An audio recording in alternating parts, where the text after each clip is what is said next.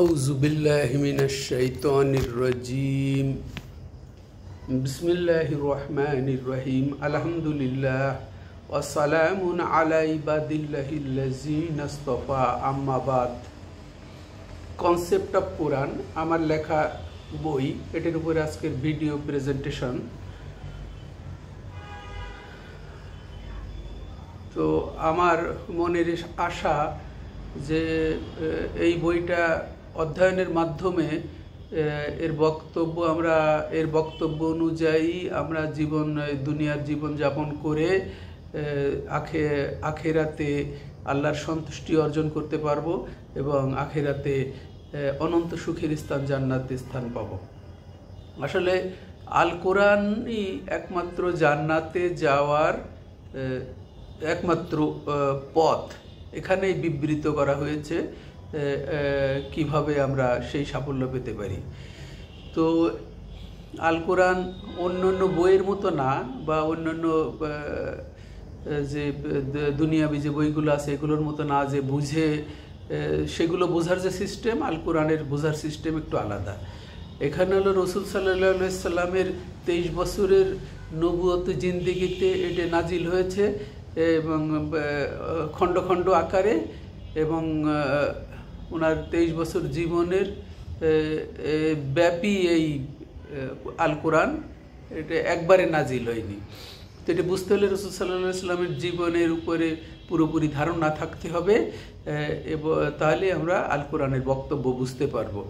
তো আমি সংক্ষেপে রসুল সাল্লাল্লাহু আলাইহি সাল্লামের জীবনীটা প্রথমে বলে নিচ্ছি। সেটা হলো রসুল সাল্লাল্লাহু আলাইহি সাল্লাম এই আল কোরআনের দাওয়াত নিয়ে মক্কাবাসীর কাছে 13 বছর ধরে তাদের কাছে এই দাওয়াত পৌঁছাতে থাকে, কিন্তু তারা এটিকে প্রত্যাখ্যান করে এবং ওনার উপরে ভয়াবহ নির্যাতন চালাতে থাকে। ফলে উনি মক্কা ত্যাগ করে মদিনায় যায়, এবং মদিনার যাওয়ার পরে উনি ওখানে একটা ছোটোখাটো ইসলামী রাষ্ট্র কায়েম করে, এবং পরবর্তী 10 বছরে সমগ্র আরব বিশ্বে ইসলাম একটা বিজয়ী শক্তি, এবং এমনকি তদানীন্তন যে পরাশক্তি রোম এবং পারস্য, তারও বেশ কিছু এলাকা রাসূল সাল্লাল্লাহু আলাইহি সাল্লামের জীবদ্দশাতে ইসলামী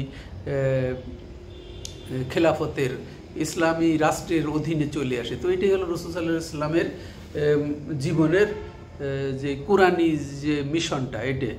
তো আমি কোরআনের বক্তব্যটা এখানে সাধারণ মানুষের কাছে 6টা কনসেপ্ট আকারে তুলে ধরছি। তো এই 6টা কনসেপ্ট অনুযায়ী আমরা যদি জীবনযাপন করতে পারি, তাহলে আমরা আখেরাতে আল্লাহর কাছে আল্লাহর সন্তুষ্টি অর্জন করতে পারবো, এবং আখিরাতে আমরা সফল হব, এবং আল্লাহর প্রতিশ্রুতি অনুযায়ী জালিকাল ফাউজুল আজিম, সর্বোচ্চ সাফল্য, জান্নাতে আমরা স্থান পাব। তো এই আমি 6টা কনসেপ্টের আকারে সাধারণ মানুষের বোঝার সুবিধার জন্য আমি কনসেপ্ট আকারে, আপনারা এই 6টা কনসেপ্ট মনে রাখবেন, এবং এর বক্তব্য কনসেপ্টগুলো ভিতরে ব্যাখ্যা করা আছে। সে ব্যাখ্যা অনুযায়ী জীবনযাপন করতে পারলেই আমরা আল্লাহর কাছে সাফল্য পাওয়ার আশা করতে পারি। তো প্রথম কনসেপ্ট হলো আয়াত। এই আয়াতটা আমি শুরু করছি এভাবে যে সূরা বাকারায় 163 এবং 64 আয়াতে বলা হচ্ছে, বাংলায় অনুবাদ করে, যে তিনি আল্লাহ এবং একমাত্র ইলাহ, আকাশ ও পৃথিবীর সৃষ্টিতে, রাত দিনের আবর্তনে, সাগরে চলমান জলযান সমূহে, বৃষ্টিধারার মধ্যে, মেঘমালায় জ্ঞানীদের জন্য অসংখ্য নিদর্শন রয়েছে। এখানে 164 নম্বর আয়াতের শেষে লা আয়াতিল লিকওমি ইয়াকিলুন, এই যে আয়াত শব্দটা এসেছে, তার মানে এই যে ঘটনাগুলো বলা হচ্ছে এগুলো যারা চিন্তাভাবনা করবে, এবং জ্ঞানীরাই একমাত্র চিন্তাভাবনা করতে পারে, চিন্তাভাবনা করে তারা বুঝতে পারবে যে পৃথিবীর একজন মহান স্রষ্টা আছে, এবং তার সন্তুষ্টি অনুযায়ী আমাদের জীবনযাপন করতে হবে। সূরা ইমরান, সূরা জাসিয়া তেও একই কথা বলা আছে। সূরা আবাসায়ও আমাদের খাদ্যের ব্যাপারে বলা হচ্ছে যে এগুলো আল্লাহর নিদর্শন, এগুলো নিয়ে তোমরা চিন্তা ভাবনা করো, তাহলে তোমরা আমার অস্তিত্ব বুঝতে পারবা। এবং আমার গুণাবলী তোমরা জানতে পারো। সূরা তারিকে মানব সৃষ্টির যে আল্লাহর যে মানে একটা সায়েন্টিফিক যে সিস্টেম, নারী পুরুষের মাধ্যমে মানুষ সৃষ্টির এর দিকে ইঙ্গিত করা হয়েছে। আয়াত 5-এ বলা হচ্ছে যে মানুষ দেখে নিক তাকে কি দিয়ে সৃষ্টি করা হয়েছে, যে প্রবল বেগে নিঃসৃত পানি থেকে, যা পিঠ ও বুকের মাঝখানের হাড় থেকে বের হয়। এখানে যে সেক্সুয়াল যে অ্যাক্টিভিটি, এটা যে আল্লাহর কত বড় একটা সায়েন্টিফিক মানে অবদান, এটা যারা মানুষ নিজের ভিতরে এই অ্যাক্টিভিটি মানে ক্রিয়াশীল, কিন্তু সে বুঝতে পারে না কে এটি নিয়ন্ত্রণ করে, নিজেরও কন্ট্রোল থাকে না। তো এইসব নিয়ে চিন্তা ভাবনা করলে আল্লাহর অস্তিত্ব আমরা বুঝতে পারবো, যে একজন মহা শক্তিশালী মহান স্রষ্টা এটির পিছনে আছে। তো এই আয়াত দেখে আমরা আল্লাহর অস্তিত্ব স্বীকার করতে হবে এবং তাকে ইলাহ হিসাবে মেনে নিতে হবে।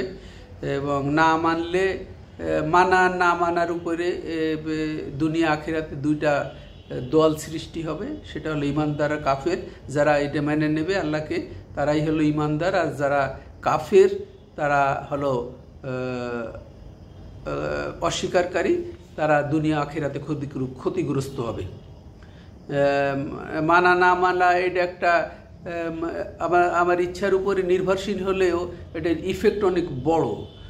সেটা হলো আল্লাহ এখানে বলছে যে লা মাকতুয়াতি ওয়ালা মামনুয়া, যারা মেনে নেবে তাদের জন্য অফুরন্ত পুরস্কার থাকবে, নিয়ামত, হুরিনিন, ডাগর চোখের হুর থাকবে, কাওয়াই বা আত্রবা, উন্নত বক্ষ বিশিষ্ট নব্য যুবতী তাদের স্ত্রী হিসাবে দেয়া হবে। আর যারা অবিশ্বাসী থাকবে, কাফের থাকবে, তাদের জন্য বলা হচ্ছে লিপ্ত অগিনামা, তারা বিদ্রোহীদের আবাস সেখানে থাকবে যুগের পর যুগ, তারা সেখানে অবস্থান করবে। হামিমা ও গাসাক, তাদের গরম পানি ও পুজ খেতে দেওয়া হবে। তো আমাদের বিবেকের চিন্তা করার যে শক্তিটা, এটাকে আল্লাহ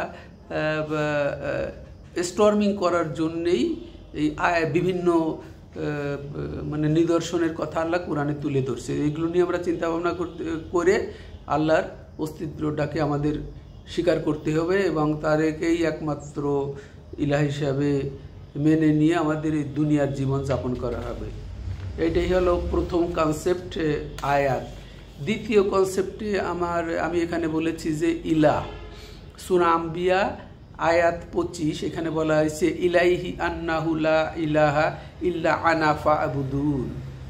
হে নবী, আমি তোমার আগে সকল রসুলের কাছে এই মর্মে ওহী পাঠিয়েছি যে আমি ছাড়া কোনো ইলাহ নাই, সুতরাং তোমরা আমার আনুগত্য করো। সূরা আরাফ 59 থেকে 93, সূরা হুদ 25 থেকে 95 একই কথা বলা হয়েছে যে আল্লাহ একমাত্র ইলাহ।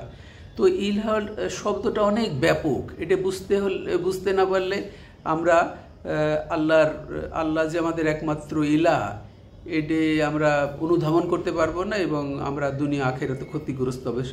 সো কোরআনের এই ইলাহ সংজ্ঞাটা বিভিন্ন সূরায় বিভিন্ন আয়াতে ডিটেলস বলা হয়েছে, সেখান থেকে এই ইলাহ শব্দটা আমাদের বুঝতে হবে কেমন ইলাহ আল্লাহ, তাহলে আমরা দুনিয়া আখিরাতে সফল কাম হব। তো প্রথম ইলাহ কি? আমাদের সমাজে বা রাষ্ট্রে যারা নেতৃস্থানীয়, যারা দেশ চালায়, রাজনৈতিক নেতৃবৃন্দ, এরা আসলে ইলাহার আসনে বসে থাকে। এরা বিভিন্ন আইন কানুন বানায় এবং জনগণকে সেটা মানতে বাধ্য করে। কিন্তু কোরআনের বক্তব্য হলো আইন বানানোর একমাত্র ক্ষমতা হলো আল্লাহর। সুতরাং আল্লাহর আইনের বাইরে কোনো আইনই মানা যাবে না। আল্লাহকে ইলাহ হিসাবে মেনে নিলে একমাত্র তারই আইন মানতে হবে এবং সমস্ত রাজনীতি বাতিল, একমাত্র ইসলামী রাজনীতি চলবে। তারপরে আবার মানুষ যখন বিভিন্ন বিপদ আপদে একটা অলৌকিক শক্তির কাছে সবসময় সাহায্য চায়, সেটা মুসলিম অমুসলিম সবাই চায়। তো এইটা মূর্তির পূজা করে বা কোনো শক্তির মানে আর কি পূজা করে, কিন্তু আল্লাহ বলছে যে এগুলোর করার কোনো, এগুলো একটা শিরক, এগুলোরে আমরা ইলাহার আসনে যদি বসাই তাহলে আল্লাহ আমাদের উপরে অসন্তুষ্ট হবে এবং আল্লাহকে আমরা যে ইলাহ মেনে নিছি এটা ভুল প্রমাণিত হবে। সুতরাং এইসব করা যাবে না। আর একটা এখানে অনেক ইলাহার অনেক ব্যাখ্যা দেওয়া হয়েছে, যে হজরত ইব্রাহিম আলাইহিসসালাম সে একবার চাঁদকে, একবার সূর্যকে, এগুলোকে মনে করছিল এরা। পরে উনি স্টেপ বাই স্টেপ চিন্তা করতে করতে দেখলো যে এইগুলোর পিছনে যে স্রষ্টা আছে সেই আমাদের প্রকৃত ইলাহ। সুতরাং আমরা যে পার্থিব জীবনেও বিভিন্ন বিপদে আপদে যেসব শক্তির কাছে সাহায্য চাই, এটা যে শক্তির কাছে সেই আমাদের ইলাহ হিসাবে গণ্য হয়। সুতরাং আমাদের একমাত্র ইলাহ আল্লাহকেই মেনে নিতে হবে, তার কাছে সমস্ত ধরনের সাহায্য চাইতে হবে এবং আল্লাহ এমন ইলাহ যে সে সমস্ত সমস্যার সমাধান করতে সক্ষম। তো এইগুলো সূরা ইব্রাহিমে আছে। আমি এখানে অনেকগুলো রেফারেন্স দিয়েছি। সূরা বাকারায় আছে, বনি 47, সূরা আরাফ 101, এখানে বনি ইসরায়েলের ঘটনাগুলো বলার আছে। তারপরে সূরা আরাফ 184-তে তারা একটা ওই বনি ইসরায়েলের একটা বাছুরের মূর্তি বানায়, তাই সেটাকে ইলাহ হিসাবে তারা মেনে নিয়েছিল, মানে তার পূজা করতো, এটা বলা হয়েছে। তো এইসবের কোনো সুযোগ নেই ইসলামে। যা কিছু আমাদের আমাদের যা কিছু চাহিদা সবই আল্লাহর কাছে চাইতে হবে। এইসব বিভিন্ন বানোয়াট ইলাহ থেকে আমাদের মুক্তি পেতে হবে। সো এটাই হলো আমাদের ইলাহার কোরআনিক সংজ্ঞা। তারপরে তো আমি অনেকগুলো বলছি। আর একটা ইলাহ এখানে বলা হচ্ছে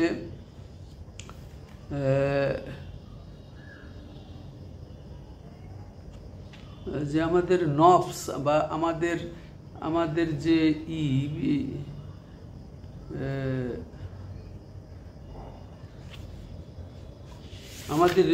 আমরা নিজেই একটা ইলাহার আসনে অনেক সময় বসে থাকি।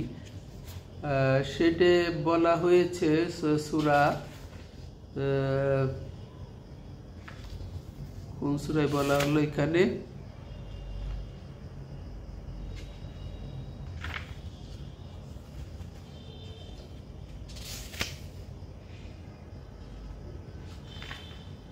তো আমরা যদি আল্লাহর হুকুমের বাইরে আমাদের নফসের দাবি অনুযায়ী কোনো কিছু করি, সেই ক্ষেত্রে আমাদের নফস ইলাহার আসনে বসে যায়। তো এইসব ইলাহার সংজ্ঞা বা এইসব যে মানে আর কি নকল ইলাহ, সেগুলো কোরআন আমাদের মানে আইডেন্টিফাই করে দিয়েছে। এইগুলোর থেকে আমাদের দূরে থাকতে হবে। একমাত্র ইলাহ আল্লাহ। তো হ্যাঁ, সূরা জাসিয়া আয়াত 18-তে বলা হচ্ছে যে তাত্তাবি আহওয়া, মানে নফসের, আমাদের নিজেদের যে নফস আছে তার চাহিদা অনুযায়ী যদি আল্লাহর আইনের বিরোধিতা করি তা সেই ক্ষেত্রে আমাদের নফসই আমার ইলাহ হিসাবে গণ্য হয়ে যাবে। আল্লাহকে ইলাহ হিসাবে আমরা ভুল প্রমাণিত হবে। সো এইসব ব্যাপারে আমাদের সতর্ক থাকতে হবে, তাহলেই আমরা ইলাহার প্রকৃত রূপ জানতে পারবো। বইটা লিখলে আরও ডিটেলস, বইটা পড়লে আরও ডিটেলস ক্লিয়ার হবে। তো এটা হলো দ্বিতীয় কনসেপ্ট ইলাহ। তো চতুর্থ কনসেপ্ট হলো জিহাদ। সূরা নিসা 95-96 আয়াতে বলা হচ্ছে যে মুজাহিদদের কাজের পুরস্কার বসে থাকা লোকদের তুলনায় অনেক বেশি। তাদের জন্য রয়েছে আল্লাহর পক্ষ থেকে বিরাট মর্যাদা, মাগফিরাত ও রহমত। আসলে এই যে কোরআন যে ইলার যে সংজ্ঞা নিয়ে এসেছে, এতে তো একটা সংঘাত মানে অপরিহার্য। যে কোন মানে আমরা এই যে বললাম যে সমাজের নেতা বা রাষ্ট্রের নেতা, এরা যে ইলাহার আসনে বসে থাকে, আল্লাহকে যখন আমরা একমাত্র ইলাহ ঘোষণা করব তখন এইসব ইলাহ বাধা দেবে, এরা তখন আমাদের বিরুদ্ধে তাদের সর্বশক্তি প্রয়োগ করবে।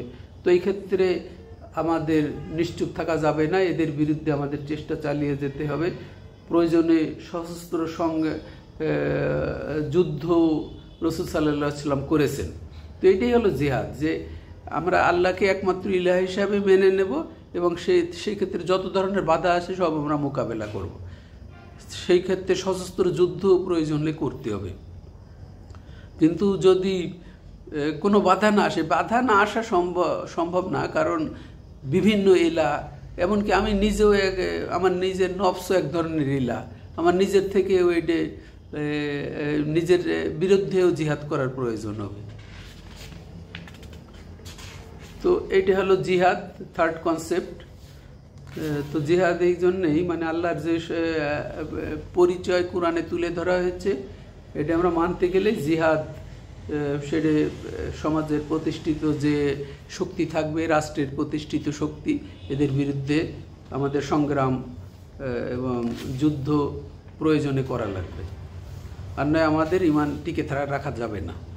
এটাই হলো কোরআনের জিহাদি কনসেপ্ট। আচ্ছা, চতুর্থ কনসেপ্টে বলা হচ্ছে যে খালিদিনা ফিহা, মানে অনন্ত জীবনের একটা ধারণা। এটা আমরা একটু চিন্তা করেন যে এখন পর্যন্ত সায়েন্স যতদূর অগ্রসর হয়েছে তাতে অনন্ত জীবন তো চেষ্টাই করা যায় না। মার্কিন পপ তারকা এই যে মাইকেল জ্যাকসন 150 বছর বাঁচার একটা চেষ্টা করেছিল, অনেকগুলো পৃথিবী বিখ্যাত ডাক্তার দিয়েও চেষ্টা করেছিল, কিন্তু সে পারল না। তার সেলগুলো আস্তে আস্তে বয়সের ভারে, যেটা আল্লাহ সিস্টেমটা চালু করে দিছে যে বয়সের সাথে সাথে মানুষের সেলগুলো অকেজ হয়ে যায়, ব্রেন অকেজ হয়ে যায়। তার মানে এই যে ক্ষণস্থায়ী জীবন, এটা 50, 60, 100 বা 150 এরকম জীবনের জন্য এই দেহটা আল্লাহ প্রস্তুত করে দিয়েছে, সুতরাং এর বাইরে আমাদের যাওয়ার কোনো উপায় নেই। কিন্তু আখিরাতে আমাদের একটা অনন্ত জীবন দেবে, সেখানে অনন্ত যৌবন, অনন্ত যৌবন, সেখানে কোনো দিন বুড়ো হওয়া লাগবে না, এরকম একটা জীবন দেবে। এটাই আল্লাহর পক্ষেই সম্ভব, এবং সায়েন্স এটা চেষ্টা করলেও এ পর্যন্ত পারেনি। এমনকি যে সায়েন্সের যে চিকিৎসা ব্যবস্থা এখনও যে অনেক ব্যয়বহুল চিকিৎসা ব্যবস্থা, পৃথিবীর কয়টা মানুষ একটা ক্যান্সারের চিকিৎসা নিতে পারে? সুতরাং কিন্তু এই আল্লাহ কোরআনের মাধ্যমে আমাদের জানিয়ে দিয়েছে যে এই রোগমুক্ত একটা অসীম একটা অনন্ত যৌবন আল্লাহ আমাদের কিয়ামতের মাঠে আখিরাতে দান করবেন, এবং সেইখানে আমাদের জন্য জান্নাত থাকবে, অনন্ত জান্নাত। এবং যারা কাফের, যারা আল্লাহরকে অস্বীকার করবে, কোরআন অনুযায়ী তাকে ইলাহ হিসেবে মেনে নেবে না, তারা অনন্ত জীবন পাবে, কিন্তু সেটা অনন্ত কষ্টের জীবন, জাহান্নামে তারা পুড়তে থাকবে। তো এইটাই হলো কোরআনের পঞ্চম কনসেপ্ট, যে জান্নাত। জান্নাতের যে মানে আর কি আকর্ষণীয় বক্তব্য কোরআনে এসেছে, তা দেখলে মানে আর কি পড়লে আমরা দেখি যে কোরআনে আমরা এই পৃথিবীতে আমরা যেসব জিনিসের জন্য আমাদের জীবন বাজি রেখে আমরা চেষ্টা করে ধন সম্পদ অর্জনের জন্য চেষ্টা করি, তার থেকে অনেক অনেক চিন্তাই করা যায় না এই নিয়ামত আল্লাহ আখিরাতে আমাদের দান করবেন। যেমন সূরা রহমান 46 থেকে 72 আয়াতে বলা হচ্ছে যে তাদের জন্য যারা সফল কাম হবে, যারা আল্লাহকে মেনে নিয়ে ইমানদার, যারা কোরআন অনুযায়ী যারা আল্লাহকে ইলাহ হিসেবে মেনে নিয়ে জীবনযাপন করতে পারবে, তাদের জন্যে থাকবে 2টি বাগান, ঘন পত্র পল্লব বিশিষ্ট গাছপালায় ভরা। উভয় বাগানে থাকবে 2টি ঝর্ণা, উভয় বাগানের ফল হবে 2 রকমের। তারা এমন সব ফরাসের উপর হেলান দিয়ে বসবে যার আবরণ হবে রেশমের, আর বাগানের ছোট ছোট ডালপালা ফল ভারে নুয়ে পড়তে থাকবে। থাকবে লজ্জাবনত চক্ষু বিশিষ্ট ললনারা, এমন সুদর্শনা যেমন হীরা ও মুক্ত। ওই দুটি বাগান ছাড়া থাকবে আরও দুটি বাগান, নিবিড় শ্যামল সবুজ ও তরুতাজা। উভয় বাগানের মধ্যে দুটি ঝর্ণাধারা ফোয়ারার মতো উৎক্ষিপ্ত হতে থাকবে। সেখানে থাকবে প্রচুর ফল, খেজুর ও আনার। এসব নিয়ামতের মধ্যে থাকবে সচ্চরিত্রের অধিকারিণী সুন্দরী স্ত্রীগণ, তাঁবুতে অবস্থানরত হুরগণ। কোনো মানুষ ও জিন এর পূর্বে তাদেরকে স্পর্শও করেনি। এরকম আকর্ষণীয় ভাষায়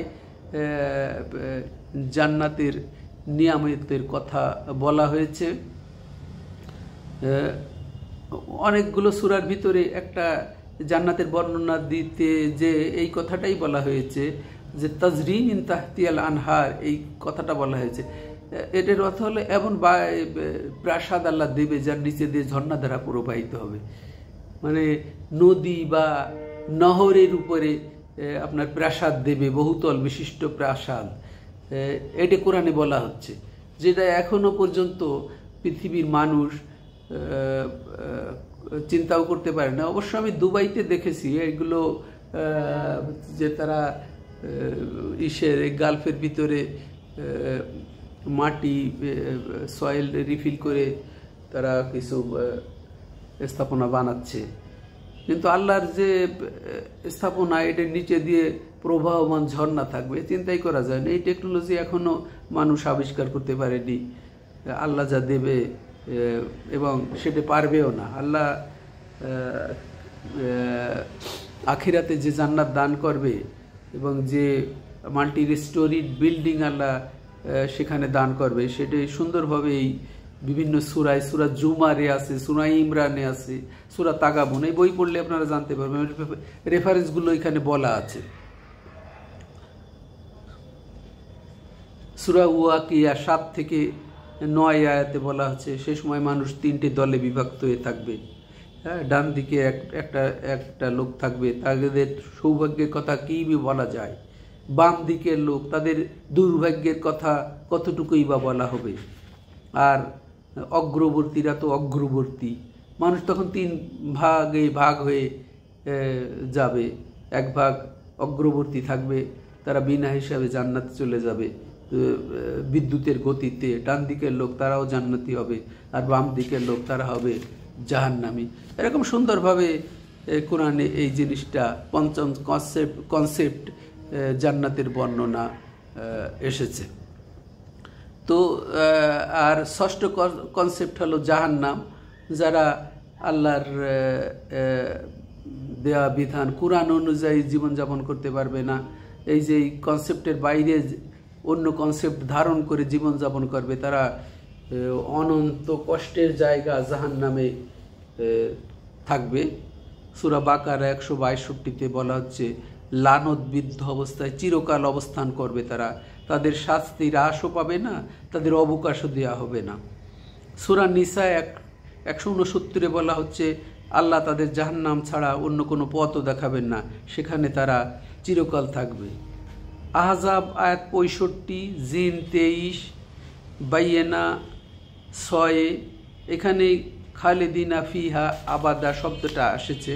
তার মানে ওই যে ওরা জাহান্নামে যাবে, সেখানে ওরা চিরদিনের জন্য থাকবে, তাদের মৃত্যু হবে না, তারা চিরদিন এই আযাব ভোগ করতে থাকবে। সূরা তাহা 125 ও 127 আয়াতে বলা হচ্ছে যে এই পাপীরা জাহান্নামীরা তখন বলবে, হে আমার রব, দুনিয়ায় আমি তো চক্ষুষ্মান ছিলাম, কিন্তু এখনও আমাকে অন্ধ করে উঠালে কেন? আল্লাহ বলবেন, এভাবেই তো আমার আয়াত যখন তোমার কাছে পৌঁছে দিল তুমি তো তখন ভুলে গিয়েছিলে, তোমরা কোরআন নিয়ে চিন্তা ভাবনা করনি। হ্যাঁ, কোরআনে তুমি ভুলে গিয়েছিলে, এই জন্য এখন তোমার ভুলে যাওয়া হচ্ছে। তো কোরআনের মর্যাদা কত বেশি! কোরআনকে আপনি মূল্য দেবেন, কোরআন অনুযায়ী জীবনযাপন করবেন, তাহলে আপনি আল্লাহর কাছে মূল্য পাবেন। আর কোরআনে আপনি অবজ্ঞা করবেন তো ওইখানে আপনি অন্ধ হয়ে উঠবেন, ওইখানে আপনার চিরস্থায়ী যে জাহান্নাম তাতে পড়তে হবে। সুতরাং কোরআনের কনসেপ্টটা ধারণ করা কত প্রয়োজনীয়।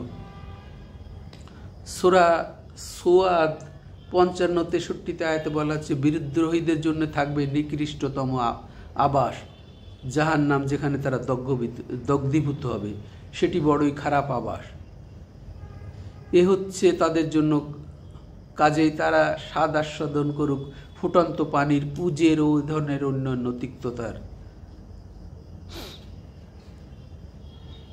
তারপরে সূরা আল আলা আয়াত 12-13 বলা হচ্ছে তারা সেখানে বৃহৎ আগুনে প্রবেশ করবে, সেখানে তারা মরবেও না, বাঁচবেও না। তারপরে সূরা জারিয়াত আয়াত 13 বলা হচ্ছে যে সেদিন তারা আগুনে ভাজা হবে। হুমাজা 4-7 আয়াতে বলা হচ্ছে যে তাদেরকে চূর্ণ বিচূর্ণকারী জায়গায় ফেলে দেওয়া হবে। আবার জিজ্ঞাসা করা হচ্ছে চূর্ণ বিচূর্ণকারী জায়গাটা কি জানো তুমি?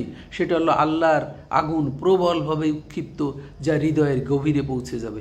এইভাবে সূরা সাফফাত আয়াত 62-তে বলা হচ্ছে যে